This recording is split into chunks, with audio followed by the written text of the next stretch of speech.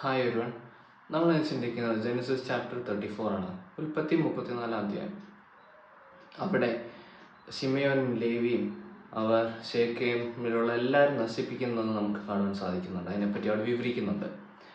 അവിടെ യാക്കോബിൻ്റെ മകളായ ദീന താൻ താൻ ലേയരോട് ഉണ്ടായ മകളാണ്. അപ്പം ഈ ദീന ഒരു ദിവസം പുറത്തുകൂടെ അവിടെയുള്ള മറ്റുള്ള പെൺകുട്ടികളൊക്കെ കാണുവാനായിട്ട് താൻ പുറത്തിറങ്ങിയ സമയത്ത് അവിടെ ശേഖേം, ഹാമാറിൻ്റെ മകനായ ശേഖേം ഈ ദീനയോട് അട്രാക്ഷൻ തോന്നുകയും അതുപോലെ തന്നെ ദീനയെ മിസ്യൂസ് ചെയ്യുന്നതായിട്ട് പിടിച്ചുകൊണ്ടുപോയി അവിടെ മിസ്യൂസ് ചെയ്യുന്നതായിട്ട് നമ്മളവിടെ കാണുന്നുണ്ട്.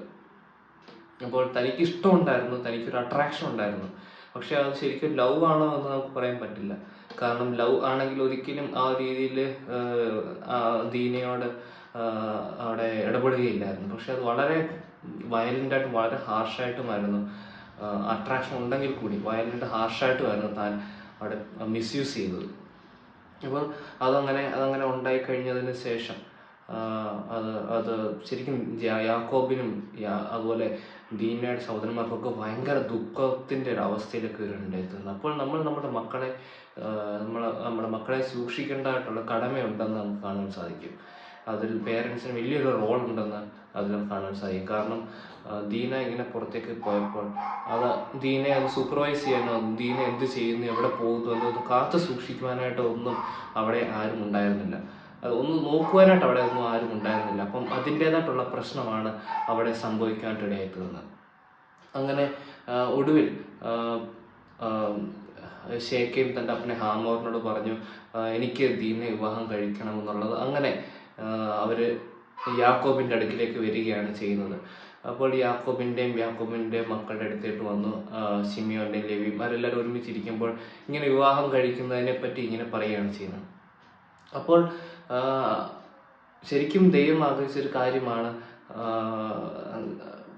ഈ കനാനിയരായിട്ടുള്ളവരിൽ നിന്നും വിവാഹം കഴിക്കരുതെന്നുള്ളത്. അത് ഇവർക്കും വ്യക്തമായിട്ട് അറിയാം. പക്ഷെ ഇവരതിനോട് നോ പറയാതെ ഇവർ തെറ്റായിട്ടൊരു കാര്യം അവിടെ ചെയ്യുകയാണ് ചെയ്തത്. ഇവരെന്ന് പറയുമ്പോൾ നമ്മൾ മെയിനായിട്ട് നമ്മൾക്ക് അതെല്ലാം തെറ്റ് ചെയ്തത് ശിമിയോനും ലേവിയുമായിരുന്നു. കാരണം അവർ പറഞ്ഞു, നിങ്ങൾ സർക്കംസൈസ് ചെയ്യുവാണെങ്കിൽ നമുക്ക് പരിശോധന ചെയ്യുവാണെങ്കിൽ നമുക്ക് വിവാഹത്തിൽ ഏർപ്പെടാൻ പറ്റും, അല്ലാതെ പറ്റുകയില്ല എന്നുള്ളൊരു കാര്യമാണ് അവരോട് പറഞ്ഞത്. പക്ഷെ അവരത് അറിഞ്ഞുകൊണ്ട് പറഞ്ഞതല്ല, അവരങ്ങനെ ചെയ്യാണ്ട് പറഞ്ഞില്ല. പക്ഷെ മറ്റവരെ നശിപ്പിക്കുവാനായിട്ടുള്ള ഒരു പ്ലാൻ അതിൻ്റെ പിന്നിൽ ഉണ്ടായിരുന്നു. ശേഖേമിലുള്ള എല്ലാവരും, ശേഖേമിനെയും ശേഖേമിൻ്റെ അപ്പനെയും അവിടെ ആ സിറ്റിയിലുള്ള എല്ലാവരും നശിപ്പിക്കാനായിട്ടുള്ള പ്ലാൻ ഉണ്ടായിരുന്നു. അപ്പോൾ ഇത് കേട്ടപ്പോൾ ഇതുപോലെ പരിശോധന ഏൽക്കുകയാണെങ്കിൽ വിവാഹത്തിൻ്റെ കാര്യങ്ങൾ ചെയ്യാമെന്ന് പറഞ്ഞപ്പോൾ ശേഖേമും ഹാമോറും ഒക്കെ അത് നല്ല കാര്യമാണല്ലോ. കാരണം യാക്കോബ് റിച്ച് ആയിട്ടുള്ള ഒരു വ്യക്തിയാണ്. അപ്പോൾ അതെല്ലാം ഓർത്തപ്പോഴൊക്കെ നല്ല കാര്യമാണല്ലോ എന്ന് വിചാരിച്ചുകൊണ്ട് അവരതിനോട് ഓക്കെ പറഞ്ഞ് അവർ പോകുന്നു. അവരവിടെ പോയി പരിശോധന ഏൽക്കുന്നു. അവിടെയുള്ള ആണുങ്ങളെല്ലാം പരിശോധന ഏൽക്കുകയാണ് ചെയ്യുന്നത്. കാരണം ആ ഒരു എഗ്രിമെന്റിലേക്ക് എത്തി, അവരും യാക്കോബും തമ്മിൽ എഗ്രിമെന്റിലേക്ക് എത്തി. മറ്റൊന്നുമല്ല, മാരേജസ് അങ്ങനെ അവർ തമ്മിൽ രണ്ട് ആൾക്കാരെയും തമ്മിൽ മാരി ചെയ്യാൻ പറ്റും എന്നുള്ളൊരു ഇതിലേക്ക് ഇങ്ങനെ സംസാരിച്ച് ഉറപ്പിച്ചിട്ടാണ് അവർ പോയത്. അപ്പോൾ അതിൻ്റെ ഭാഗമായിട്ട് അവർ സർക്കംസൈസ് ഒക്കെ ചെയ്തു. അവർക്കും സർക്കംസൈസ് ചെയ്യുമ്പോൾ അറിയാമല്ലോ, ഔട്ടർ സ്കിൻ അത് കളയുമ്പോൾ അതിൻ്റെ ആയിട്ടുള്ളൊരു പെയിൻ ഉണ്ട്. അപ്പോൾ ആ പെയിൻ സഹിച്ച് അവരുടെ വീട്ടിലിരിക്കും. അവർ 2-3 ദിവസമൊക്കെ ചിലപ്പോൾ ആ പെയിൻ അനുഭവിക്കേണ്ടി വരും. അപ്പം അങ്ങനെ അവർ ആ വേദനയോട് അവിടെ ഇരിക്കുന്ന സമയത്ത് 2-3 ദിവസം കഴിഞ്ഞപ്പോൾ ലേവിയും ശിമയോനും വാളും എടുത്തുകൊണ്ട് ആ ശേഖേമിലേക്ക് കയറി അവിടെ ഉള്ള എല്ലാ പുരുഷന്മാരെയും കൊന്നു കളഞ്ഞ് ശേഖേമിനെയും ഹാമോറിനെയും കൊന്നു കളഞ്ഞിട്ട് അവിടെ നിന്നും ദീനായെ അവിടെ നിന്നും ഇറക്കിക്കൊണ്ട് വരികയാണ് ചെയ്യുന്നത്. എന്നിട്ട് അവിടെയുള്ള അവിടെ ആണുങ്ങളെല്ലാം നശിപ്പിച്ചിട്ട് അവിടെയുള്ള കുട്ടികളെയും സ്ത്രീകളെയൊക്കെയും സ്ലേവ്സ് ആയിട്ട് എടുക്കുന്നു. അതുപോലെ അവിടുത്തെ മൃഗസമ്പത്തെല്ലാം ഇവർ കൊള്ളയടിച്ചുകൊണ്ട് അവർ തിരികെ അപ്പൻ്റെ അടുക്കിലേക്ക് തിരികെ വരികയാണ്. അപ്പോൾ അപ്പൻ ചോദിക്കും, നിങ്ങൾ എന്തിനാണ് ഈ കാര്യങ്ങൾ ചെയ്തത് എന്നാണ് അപ്പനോട് ചോദിക്കുന്നത്.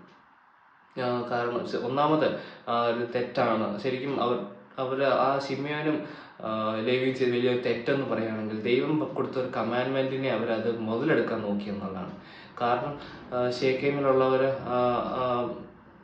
അത് സർക്കംസിഷൻ പരിശോധന കഴിഞ്ഞിട്ട് അവരവിടെ ഇരിക്കുകയാണ്, വേദനയോടെ അവിടെ ഇരിക്കുകയാണ്.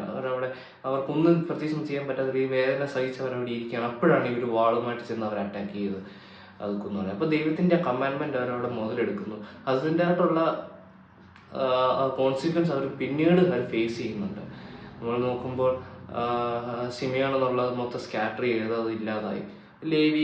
ലേവിയുടെ അത് മാത്രം ദൈവത്തിനൊരു പുരോഹിതരായിട്ടുള്ള മാറ്റത്തിന്. പക്ഷേ ശിമെയോൻ നമ്മൾ നോക്കുകയാണെങ്കിൽ അവരത് സ്കാറ്റർ ചെയ്ത് അങ്ങ് വല്ലാതായി പോയി എന്നുള്ളൊരു കാര്യം നമ്മളിവിടെ കാണുന്നുണ്ട്.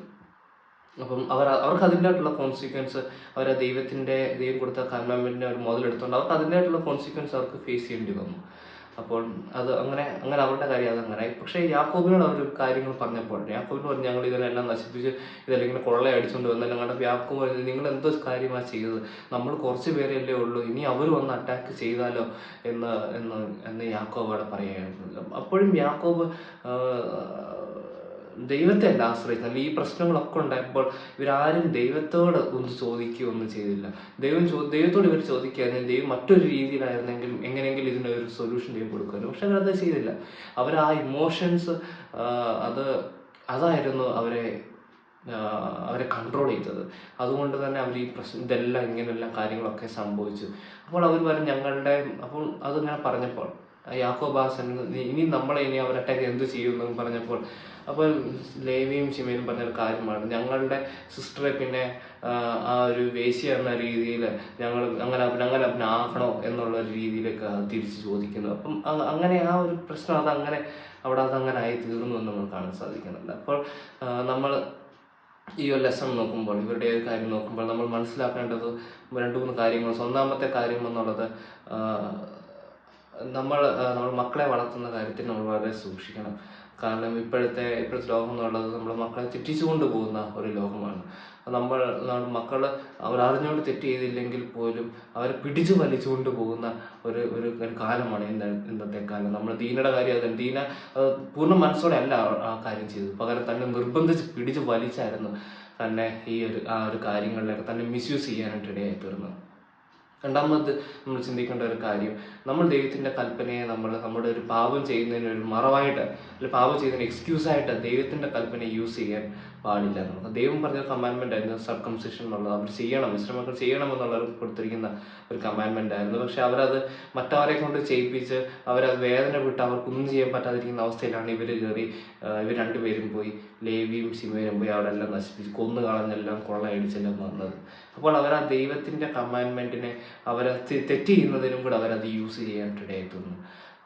അതുപോലെ തന്നെ നമ്മൾ നോക്കേണ്ട ഒരു കാര്യം എന്നുള്ളത് എപ്പോഴും ദൈവത്തിനോട് നമ്മളൊരു ക്രൈസിസ് ഉണ്ട്, നമ്മൾ ദൈവത്തോടും കൂടെ ഒരു ആലോചന ചോദിക്കണം എന്നുള്ളത്. കാരണം അവരവിടെ ചെയ്തില്ല. അവരവരുടെ ഇമോഷൻസിനെയാണ് അവർ കൺട്രോൾ ചെയ്തത്. നമ്മൾ പരമാവധി ശ്രമിക്കുക നമ്മുടെ ഇമോഷൻസ് നമ്മളെ കൺട്രോൾ ചെയ്യാതെ നമ്മൾ ദൈവത്തോട് ചോദിച്ച് ദൈവത്തിൻ്റെ ആൻസർ ലഭിച്ച് അതനുസരിച്ച് നമ്മൾ കാര്യങ്ങൾ ചെയ്യുക. അപ്പോൾ അല്ലെങ്കിൽ നമ്മൾ തെറ്റ് ചെയ്ത് കഴിഞ്ഞാൽ അതിനുള്ള കോൺസിക്വൻസ് നമുക്ക് ഫേസ് ചെയ്യേണ്ടി വരും. അതായിരുന്നു ശിമെയോനും ലേവിക്കും അവർക്ക് അതിൻ്റെതായിട്ടുള്ള കോൺസിക്വൻസ് അവർക്ക് ഫേസ് ചെയ്യേണ്ടി വന്നത്. അതുകൊണ്ട് ഒരിക്കലും ഒരു ശരി വരുവാനായിട്ട് നമ്മൾ തെറ്റുകൊണ്ട് ഒരു ശരിയാക്കാനായിട്ട് നമുക്ക് പറ്റുകയില്ല. നമ്മൾ നന്മയ്ക്കായിട്ട് നമ്മൾ തിന്മ ഉപയോഗിച്ച് നമ്മൾ നന്മ ചെയ്യുകയാണെന്ന് പറയാനായിട്ട് ഒരു നന്മ വരുവാനായിട്ട് നമ്മൾ തിന്മ ചെയ്യാനായിട്ട് പാടില്ല. അല്ലെങ്കിൽ ഒരു നന്മ ചെയ്തു എന്നുള്ളത് ഒരു ഫീലിംഗ് നമുക്ക് കിട്ടാനായിട്ട് നമ്മൾ തിന്മ യൂസ് ചെയ്യാനായിട്ട് നമ്മൾ പാടില്ല എന്നുള്ള കാര്യങ്ങൾ നമ്മൾ മനസ്സിലാക്കണം. അപ്പോൾ ഈ ചിന്തകൾ നമ്മളെ സഹായിക്കട്ടെ. ഇവരുടെ ഇത് നോക്കുമ്പോൾ, ഇന്നത്തെ നമ്മൾ ഈ കാര്യങ്ങളൊക്കെ നോക്കുമ്പോൾ നമ്മൾ എന്തൊക്കെ ചെയ്യണമെന്നും ബാക്കി കുറേ കാര്യങ്ങൾ നമ്മൾ എന്തൊക്കെ ചെയ്യരുത് എന്നുള്ള കാര്യമാണ് നമ്മുടെ മെയിനായിട്ട് നമ്മൾ കാണുന്നത്. അത് പക്ഷെ നമുക്കതൊരു പാഠമായിരിക്കട്ടെ, നമുക്കതൊരു ലെസൺ ആയിരിക്കട്ടെ, നമ്മളെല്ലാവരെയും സഹായിക്കട്ടെ. ദൈവത്തിൻ്റെ നാമം മഹത്വപ്പെടുമാറാകട്ടെ.